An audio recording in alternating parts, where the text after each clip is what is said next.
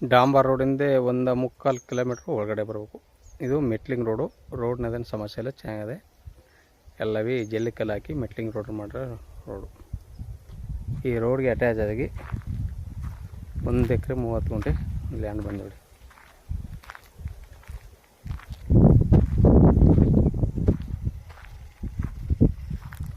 ಏನು ಕೋಸ್ ಹಾಕದ ಈ ಲ್ಯಾಂಡ್.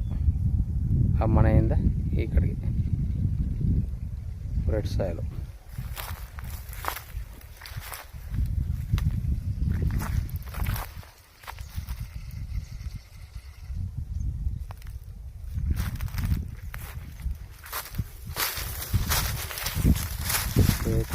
ಮಣ್ಣು ಫುಲ್ ರೆಡ್ ಸಾಯಿಲು. ಒಳ್ಳೆ ವ್ಯವಸಾಯಕ್ಕೆ ಒಳ್ಳೆ ಯೋಗ್ಯವಾದ ಮಣ್ಣು.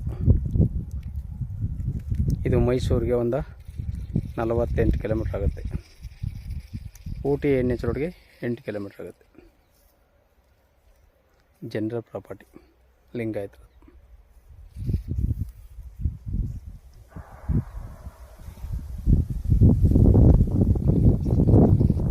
1 ಎಕರೆ 30 ಗುಂಟೆ ನೋಡಿ ಸರ್. ಬೇಕು ಅಂದ್ರೆ ಕಡೆ ನಂಬರ್ ಕೊಡ್ತೀನಿ, ಕಾಲ್ ಮಾಡಿ.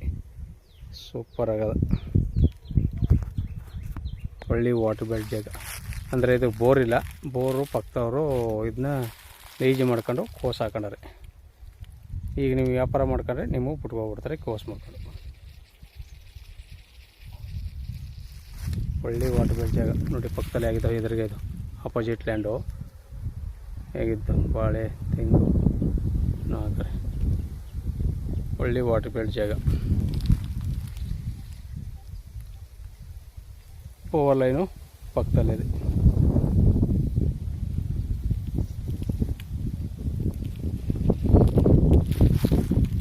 ಒಂದು ಎಕರೆ 30 ಗುಂಟೆ ನೋಡಿ ಸರ್. ಬೇಕು ಅಂದರೆ ಕಡೆ ನಂಬರ್ ಕೊಡ್ತೀನಿ, ಕಾಲ್ ಮಾಡಿ. ಧನ್ಯವಾದಗಳು.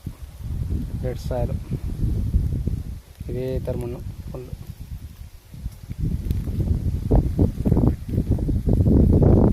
ಲಿಕ್ಕ ಅಂತ ನೋಡಿ ಜನಗಳು ನಿಂತು 3-4 ಸೀಟ್ ಬರಲಿ ಗಂಟೆ. ಒಂದು ಪವರ್ ಲೈನು ಇದ್ರಿಗೆ ಹಿಂಬಾಕಿರೋದು.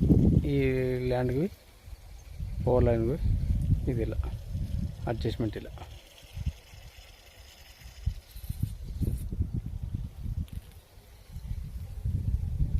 ಧನ್ಯವಾದಗಳು.